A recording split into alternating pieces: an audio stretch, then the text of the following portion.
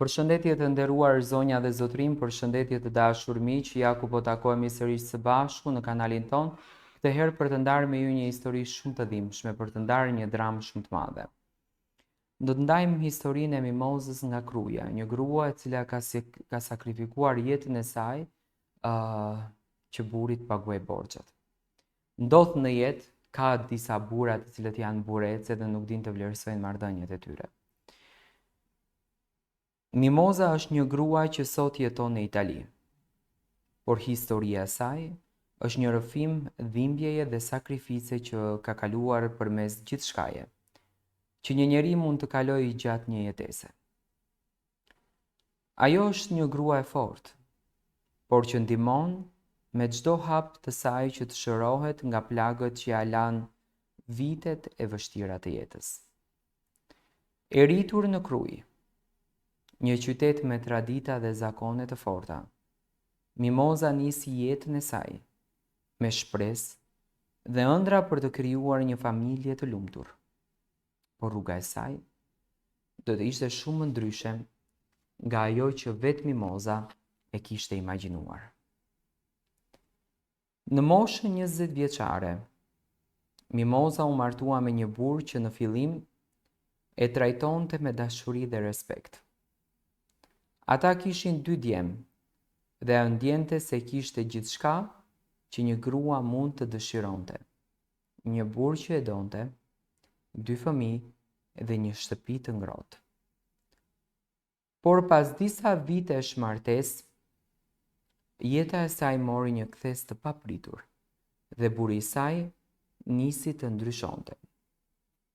Kishte filluar të frekuentonte kazinot, të humbte para dhe të krijoi borxhe të mëdha. Ndërsa borxhet e tij rriteshin, ai gjithnjë më shumë po shndrohej në një njeri të vështirë për t'u duruar. Një ditë kur gjendja financiare ishte bërë e papërballueshme për të dy, burri i Mimozës i kërkoi asaj një kërkesë që do t'ia ndryshonte jetën e saj përgjithmonë.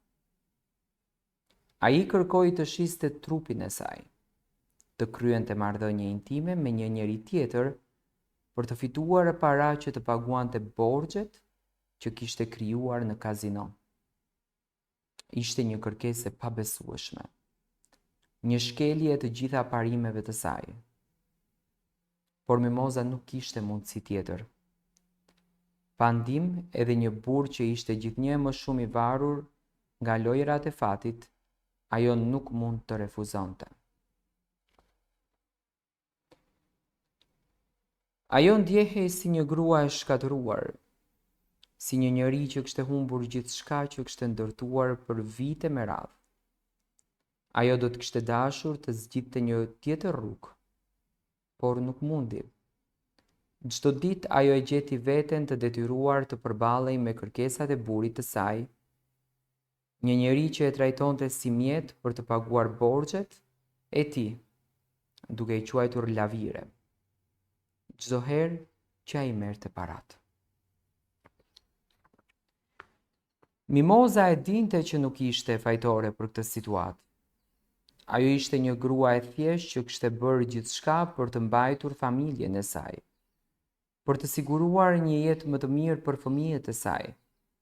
Por pas çdo mbrëmje që ajo kalonte me tjetër, duke u shitur për disa para që burri i saj i kërkonte, ajo ndjehej gjithnjë më shumë si një njeri pa dinjitet. Të mendosh që duhej të bëj seks me dikë që nuk e doje, vetëm për të siguruar para, për të mbajtur një jetë që nuk ishte ajo që kishte ëndërruar, ishte një ndjesi e dhimbshme dhe shkatruese. Familja e saj që kishte gjithmonë një mbështetje për të, e braktisi pas kësaj periudhe. Ata nuk mund të pranonin atë që kishte ndodhur dhe e dënuan për veprimet e saj. Ata e quajtën tradhtare, një njeri që kishte humbur dinjitetin dhe respektin e vet, duke e lënë atë të ndjejë e vetmuar dhe të përballet me turpin që ndjente. Ajo donte të shkonte dhe të kërkonte ndihmë, por sytë e dëshpëruar të familjes e bënin të ndjehej sikur ajo ishte e fajshme. Pas kësaj periudhe, Mimoza e kuptoi që do të duhej të ndante marrëdhënien me burrin e saj. Por ishte shumë vonë. Ai ishte i varur nga lojrat e fatit dhe asgjë që ajo do të bënte nuk do ta shpëtonte atë. Ajo e pa se kishte kaluar çdo limit dhe ndonë se kishte dashur të shpëtonte familjen e saj vendosi të largohej. Ajo u nda nga burri i saj dhe u largua me 2 djemtë të saj, duke u shkëputur nga një jetë e dhunshme dhe e mbushur me poshtërime. Ajo u largua për në Itali, kur kërkoi mundësi për një jetë të re dhe të paprekur nga e kaluara e saj. Por si shumë gra të tjera që kanë kaluar përvoja të tilla, Mimoza ndjeu se kishte humbur gjithçka, reputacionin, dinjitetin dhe mbështetjen e familjes. Në Itali ajo kishte të vështirë të bëhej pjesë e shoqërisë, pasi ajo ende mbante në shpirt të turp të madh që kishte kaluar. Ajo e dinte se nuk ishte fajtoria, por bota nuk do të mendonte ashtu. Ajo e ndjente sikur çdo hap që bënte do të ishte një kujtesë së kaluarës së saj, dhe kjo ishte shumë e rëndë, por megjithatë ajo vazhdonte të luftonte për djemtë e saj, për t'u dhënë atyre një të ardhme më të mirë dhe për të pasur një jetë pa frikë dhe pa ndjenja fajësie. Ajo do të jetë gjithmonë një simbol i forcës dhe mbijetesës për çdo grua që ka kaluar përmes vështirësive të tmerrshme. Historia e Mimozës është një kujtesë e fuqishme për shumë gra, që janë të detyruara të bëjnë sakrifica për të mbijetuar. Dhe për ata që nuk e din gjithmonë se si të dalin nga kjo marrëdhënie e dhunshme dhe e padrejtë. Për Mimozën çdo ditë është një mundësi për të rifituar dinjitetin e saj, për të gjetur paqen dhe për të ndihmuar djemtë e saj të rriten pa vuajtur atë që ka kaluar ajo. Kjo është historia e Mimozës, e cila sot jeton në Itali, dikur ka jetuar në Greqi më herët. Është martuar për të ndërtuar një familje, por bashkëshorti i saj ka dalë një tmerr. Ai ka filluar të luajë kasino dhe fatkeqësisht kasinoja dhe kur futesh në borxhe të mëdha që kërcënohesh çdo ditë duke mos i menduar gjërat, të çon drejt një rrugtimi të këtill dhe ai ka bërë një rrugtim të turpshëm. Ka zgjedhur, ka shitur trupin e gruas së tij për të përfituar parat, për të bërë lek që të paguante borxhet në kasino. Dhe kjo është një turp realisht që veç burrat nuk mund ta bëjnë. Më pas Mimoza ka filluar të ndikohet nga thashethemet, mentaliteti, familjarët nuk e kanë pranuar, çunat kanë qenë në një moshë që kanë arritur të kuptojnë pak e shumë, por sot ajo ua ka treguar më të gjithë të vërtetën, sepse ndoshta nesër do ta dëgjonte nga diku që mami jot ka bërë këtë.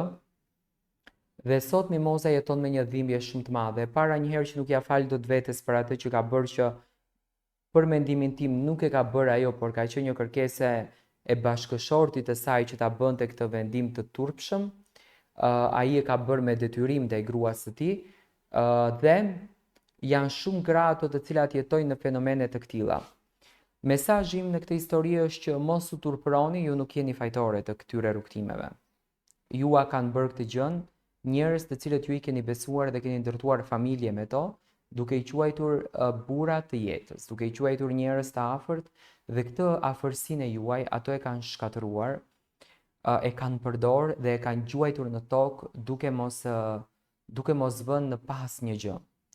Krenoni me veten, ju jeni unike në për të gjitha format e juaja. Dhe kur mos u turproni me çdo gjë që ka ndodhur. Një magji e mrekullueshme në shpirtin e një gruas është vërtetësia e saj. Dhe mua më vjen shumë keq që shumë gra bëhen pjesë e këtyre viktimave për të bërë turpe që në fakt nuk duan t'i bëjnë. Dhe në këtë rast, zonja në fjalë nuk ka bërë asnjë turp, thjesht nuk ka pasur se çfarë të bën, se edhe familja nuk e mbështet.